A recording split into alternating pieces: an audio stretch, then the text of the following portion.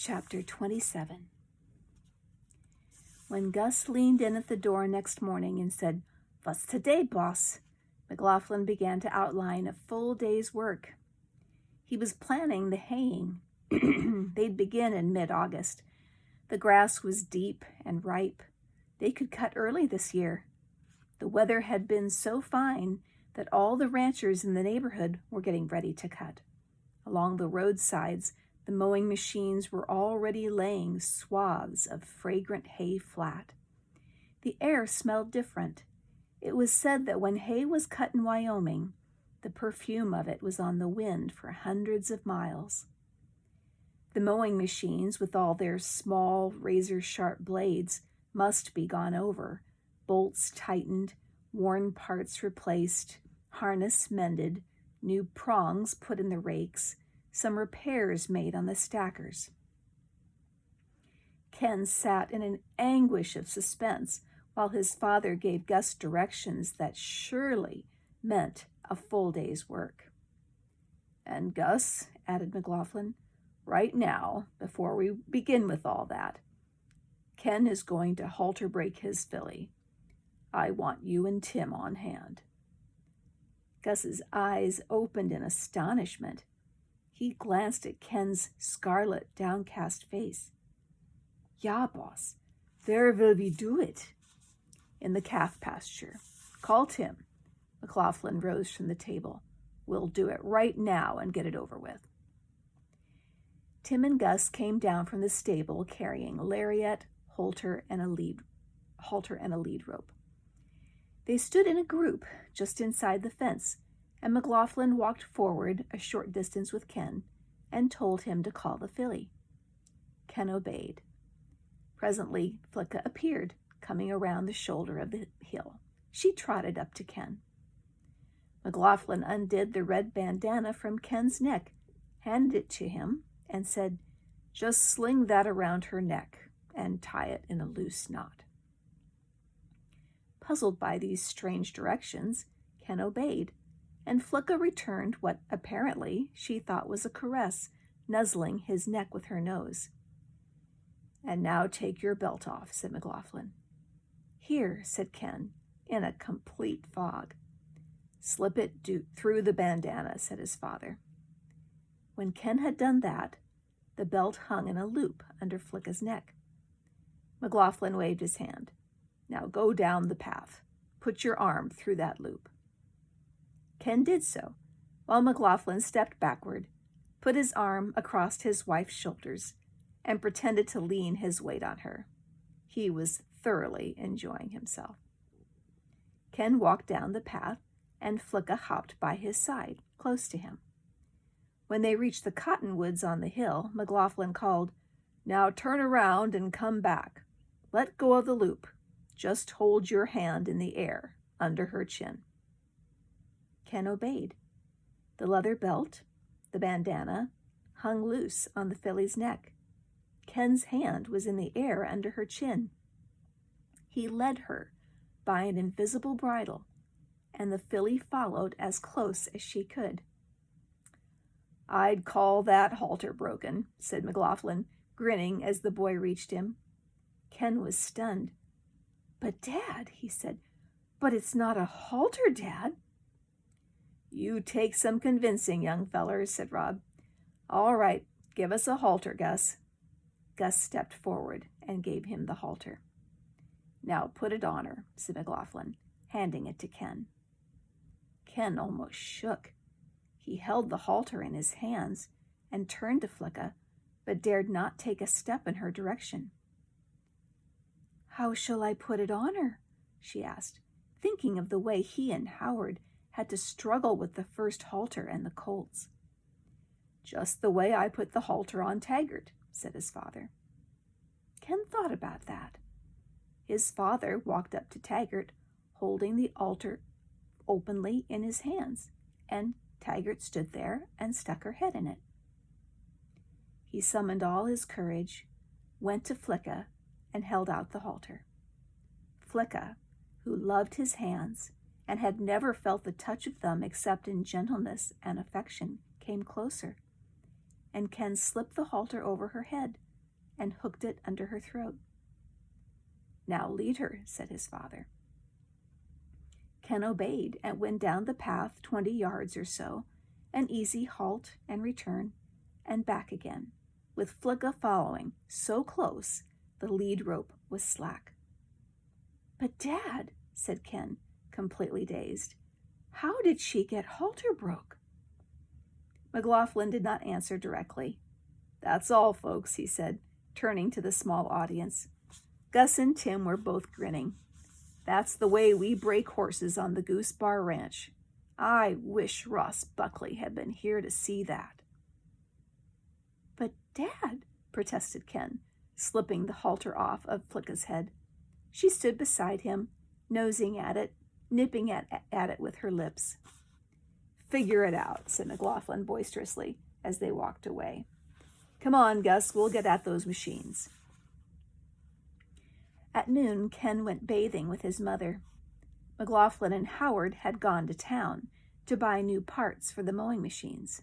It was a good-sized reservoir which McLaughlin had made in the little pasture between two of the meadows by damming up Deer Creek just before it joined Lone Tree Creek. The pasture was picturesque with towering rocks, the two streams, sparse wooden patches alternating with grass. Ken lay face down on the springboard which jutted out over the deep end of the pool. The sun beat down on his small, wet, brown body. It felt delicious. Everything was delicious, outside and inside him. Nothing to dread anymore. No doors closed in his mind against thoughts and fears that made him sicken and tremble. It was all good. The sun, the water, Flicka, his father. Nell was floating as she loved to do, her ankles crossed as comfortably as if she were lying on a couch. Her head, capped in heavy white rubber, was tilted back so that the water came over her ears, and she saw the whole landscape upside down as if she lay in the bottom of a bowl with the trees and hills and rocks walling her in. Close over her face was the deep blue of the sky, with fleecy clouds drifting across. It was a moment of perfect rest. Every so often, the turmoil of life quieted down. Things that, it seemed, could never turn out right, unaccountably did. Things got done. Worries faded away. Here was Flicka now, getting better. Rob pleased and being nice to Ken. Ken happy as a lark. Nell turned on her face, and long, lazy strokes of her arms made her slide through the water. Her brown feet, small and bony and as naturally formed as a child's, made short chopping strokes and churned a white wake behind her. "Look at Polly, Mother," shouted Ken, and Nell, turning her head on one side, saw the little cat on the bank, anxious and almost determined to swim out to her. "Come on, Polly," she laughed, wondering if any cat would. Polly longed to. She meowed eagerly. She ran up and down the bank.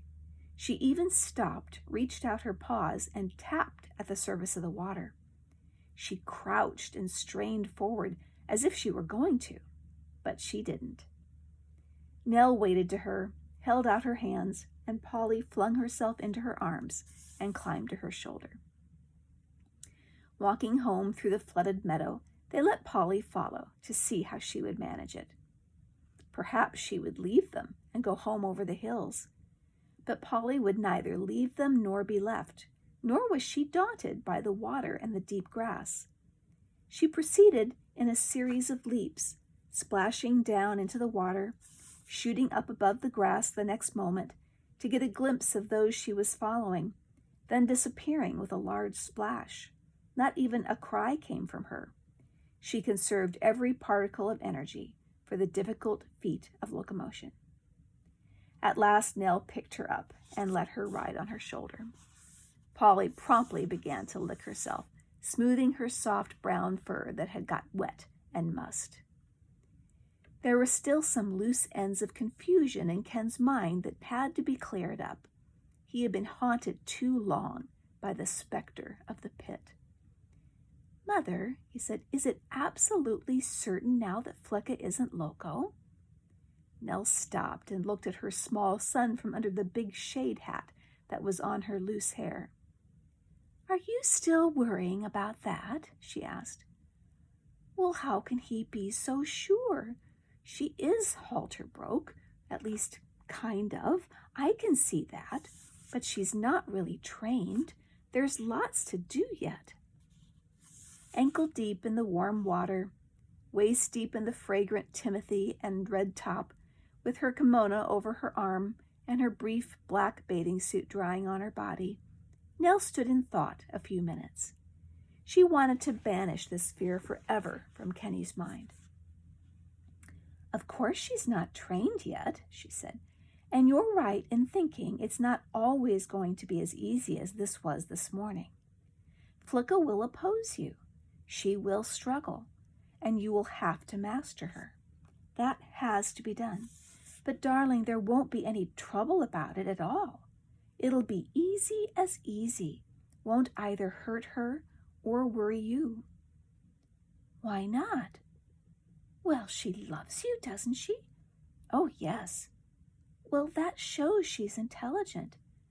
And an intelligent horse that has already had some handling will fight reasonably, and that's all." "Why does it show that she's intelligent?" demanded Ken. "Well, it's just a way of putting away fear and facing the truth. What would the world be without love?" Ken was completely at sea. "Well, what would it be like here at home on the ranch if there wasn't any love here?" Ken said, "Oh," and his mouth made a crooked oval in the middle of his innocent face, but it did not close. Nell started forward again, and glancing down, smiled to see that Ken was as unaware of the love as he was of the air he breathed or the earth under his feet. She tried once more. "If you find love, if a person or an animal finds love, it's the same as finding safety, isn't it? It's comfort and friendliness and help. Everyone longs for it, any kind of love. But if Flicka, we'll say, had found it, and yet didn't have sense enough to know she'd found it, and went on being crazy and silly with fear, then she'd be loco?" finished Ken, as comprehension came. He looked up at his mother eagerly. Nell nodded. Polly, sitting on her shoulder, put out her tiny, rough red tongue and licked Nell's cheek. Ken shouted triumphantly, "Then she's not loco!" That night, when Ken came back from taking Flicka her oats, he walked to the terrace where his parents were sitting and said, wagging his head, "More poultices, please." Nell, who was laughing, stopped as she heard Ken's words and turned to look at him. "What's the matter?" "Her hock is swelled up again, and she holds the leg up." Both his parents sat so still and so gravely for a moment that it made Ken anxious. "The poultices cured it before. They'll cure it again, won't they?" Nell got up suddenly. "I'll go down to look at it, Ken." McLaughlin went too. They looked at the wound, which was swollen and obviously painful. Her right foreleg was swollen too, all the way from the knee up to the scar of the chest wound. Ken was alarmed when his father pointed out to him the second infection. "Can we put poultices on that too?" he said anxiously. Nell nodded. "Sure. It won't be an easy place to bandage, but we'll manage." Next time McLaughlin went to town, he brought back a bottle of serum and gave Flicka a hypodermic injection. "What's it for, Dad?" asked Ken anxiously. "For a generalized infection like this." "Generalized infection?" "Yes. She had just one infected place on her leg. This chest wound was all healed up and never had been infected. Now it's infected. The infection came through her bloodstream from her leg. That's called a generalized infection. McLaughlin spoke in a casual, matter-of-fact way, and Ken's anxiety was allayed. "Will it help her get well quick, Dad?" he asked. "Hope so, son. Sometimes it helps a lot. Sometimes they seem to do as well without it." "Where'd you get it?" "I got it from Dr. Hicks." The name of the vet always made Ken think of money, and it gave him a shock. That thing his father had said, "You cost me money every time you turn around." "How much did it cost, Dad?" They were walking back together. "It cost $10. Ken stopped walking, and McLaughlin strode on without him, heading for the tool house near where Gus was working on one of the mowing machines. $10. $10. When his father crabbed about every penny the boy spent, about a forkful of hay. Ken ran after his father. McLaughlin was already arguing over the blades with Gus. "Dad," he began. "Well?" McLaughlin's head was raised from the machine. I didn't know what you said. You remember." "Well, out with it," roared McLaughlin impatiently. "That I cost you money every time I turn around. I didn't see how I could, but now, why, Dad, $10. Thanks ever so much, Dad." $10, shouted his father, with the twisted, sardonic grin on his mouth. "Why, for you, Kenny, that's nothing. A mere wave of the hand. You're the boy who threw away $300 just looking out the window for an hour." Why, I never. $300? "Go away and let me work," roared his father, and bent his head again over the machine. Ken found his mother. She was busy too, sorting the laundry, sitting on her heels on the floor, picking over a big pile of shirts, blue jeans, socks, and linen. Ken posed the problem. "How did I, Mother? I never did I?" Nell laughed and wrote 6 pair blue jeans on her list. "Yes, you did. You looked out the window for an hour when you should have been writing a composition. So you weren't promoted, and you have to repeat the grade. And it costs about $300 for 1 year's schooling for you." $300, breathed Kenny with awe. "How can it?" "Count it up. 8 months' board at $25 a month, $100 for tuition and books. You wasted all that, you see. If you had written the composition, your father wouldn't have to pay that over again for you." Ken went to the table, sat down, and propped his head on his hand, staring down at the red-cheeked cloth. It could hardly be believed that such momentous things would follow the small misdemeanor of looking out a window and neglecting to write a composition. "If I wrote it now, Mother," he said at last. "Well, I told you to do that a month ago," said Nell. "Have you done it?" "No." "Have you even thought of it again?" "No, not since Dad said he wouldn't make me do the study." "You might do it of your own accord," said Nell, writing on her list. "He does things for you of his own accord." "I know. That's it. Mother, do you think if I wrote it, Mr. Gibson would take me back in my own grade?" Nell put down her pencil and paper and sat back on her knees. "Kenny, you write the composition, The Story of Gypsy, and I'll write him a letter explaining. And we'll send them to him. And perhaps when school opens, he may decide to let you try again." She began to crowd everything into the big laundry bags, and Ken got down on his knees to help her. When it was done, she said to him, "And you'd better hurry up about it. Before you know it, summer will be over."